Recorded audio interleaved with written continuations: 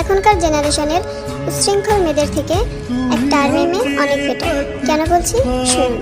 একটা আর্মি মেয়ে 5-7টা just friend রাখে না, এর অপ্রয়োজনে বাইরে ঘোরাঘুরি করে না, অশালীন পোশাক পরে টিকটক করে বেড়ায় না, এরা প্রেম করে প্রেমিকার হাত ধরে পালায় না, কিংবা রুম ডেট করে বাচ্চা ডাস্টবিনে ফেলে দেয় না, হোটেল রুমে প্রফেশনাল বডি বিজনেস করে না।